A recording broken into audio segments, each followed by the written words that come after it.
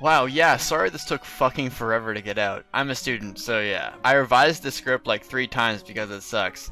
I guess Sacred Stones is no joke, man. So, this is what happens in Fire Emblem The Sacred Stones. So this game takes place on the continent of Magvel, the Hatari of Fire Emblem continents. Fire Emblem Sacred MacGuffin starts off with the Grotto Empire blazing through the country of Reunite. In the castle, King Fado tells his daughter, Erica, and Seth, her retainer, to book it to Frelia for protection while he tries to figure out what the hell is going on. On the way out of Reunite, they briefly encounter Valter, whereupon he and Seth exchange blows, ending in Valter letting them scurry off to prolong the war. Low-key, Valter is the true hero of this game. Literally, the villains in this game make SS good, because you aren't going to get a compelling story with fucking Erica and Ephraim at the helm, I'll tell you that much. In Frelia, King Hayden tells Erica to just be herself and let the others fight for her, but then Erica refuses and instead opts to find her missing boy toy, Ephraim.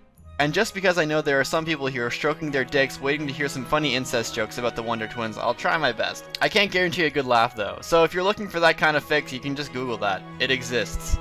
Trust me. So while Ninian is searching for Nils, he himself is doing some searching of his own. Searching for blood, that is. Seriously, this guy's just going around enemy territory, almost soloing entire castles just because he's literally just fucking Ephraim, bro. Dude's got bases and growths that are so insane that he makes Nephany look like the fucking Sixers. So Ephraim, being Ephraim, decides to try to capture the heavily guarded Fort Renwall, with like no resources at all. But he's still got a full 40 uses of his Regen Leaf, so he just stabs a bunch of stuff anyway and wins. Shortly after, Valter appears and surrounds his posse, but Ephraim, being Ephraim, escapes Valter and his legion of Weaver Knights by running eastward deeper into Grotto, because he's Ephraim.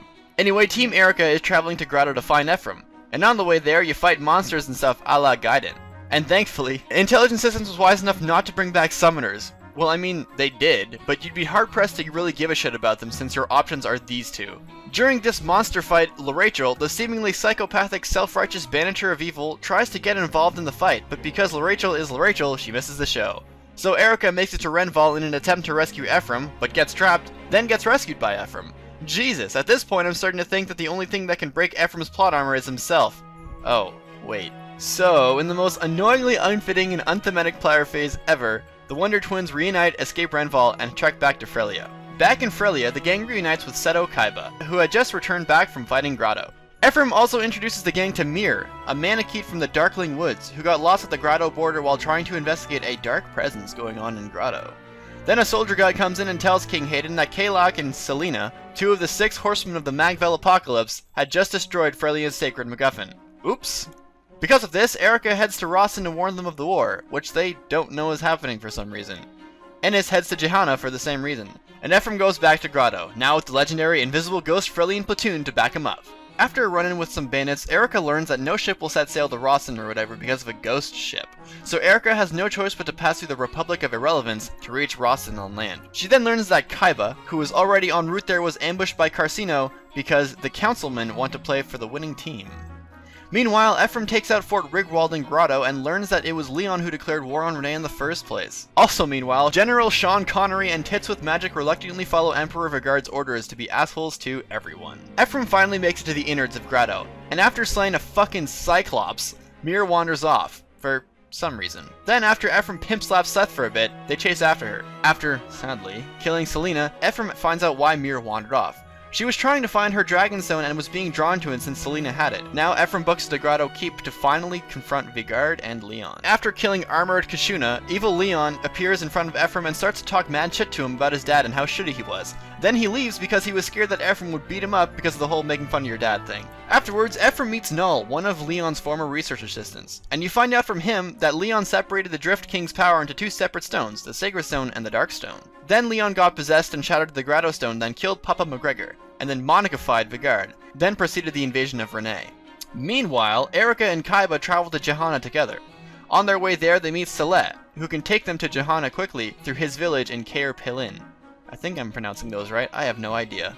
It's here where Erica learns the true story about the Demon King. Apparently the game was lying to us the whole time. According to Grandma Dara, the one who defeated the Demon King was the great dragon Morva, and the 5 heroes were his posse at the time. And after another cotton candy flashback, the gang finally reaches Johanna, where Kalak, the dude who destroyed Frelia's MacGuffin, closes the deal with Carlisle, Johanna's love-struck general, who has offered Queen Ismare herself in exchange for Johanna's kingdom, stone, and country for Grotto.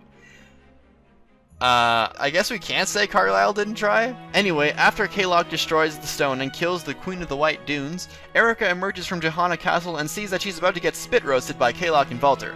Luckily, Ephraim, Null, and John Connery arrive, save Erica, and kill Kalok and Valter. So after Ninian and Nils reunite, they each share their own meetup with Leon, where Erica explained that Leon was a nice guy and said that he was on their side of the war, but Ephraim said he was not a nice guy and was not on their side of the war. Concerned but victorious, they head back to Renee to reclaim their home. In Castle Renee, they confront Orson, who betrayed Ephraim in like Chapter 4 in exchange for his wife to come back to life. And holy shit! Orson just straight up has to be one of the most memorable minor villains in the series. Seriously, don't act like you weren't creeped out as shit when you saw this for the first time.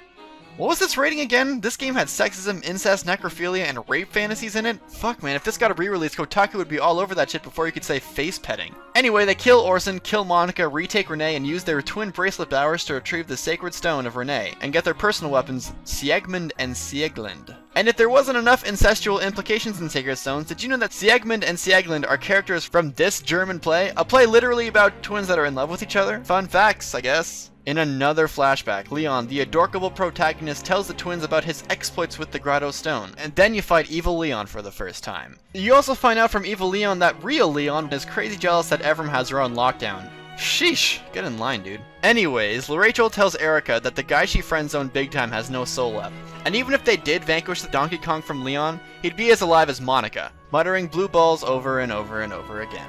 So they find Leon again.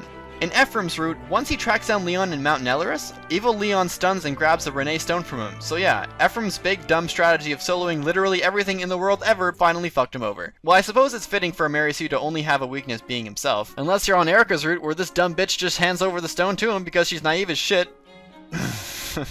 Really, Erica? I'm sorry, but Erica was dumb. Yes, let's just give up Renee's national treasure and second remaining MacGuffin to the guy who's been purposely acting like a shit disturber to you and Ephraim for the entire game. Remind me again why this girl's the main character? Anyway, the gang heads to Rawson Court to protect the last remaining stone, but they are ambushed by Discount Garniff. After fending him off, they head to the Darkling Woods to finally put a stop to Leon's zany antics.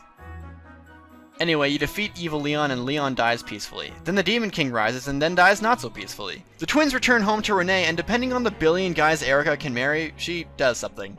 Joshua heads back to Johanna to rebuild it, Grotto finds its chill, Frelia keeps being awesome, Rawson also keeps being awesome, and Carcino was Carcino, I guess.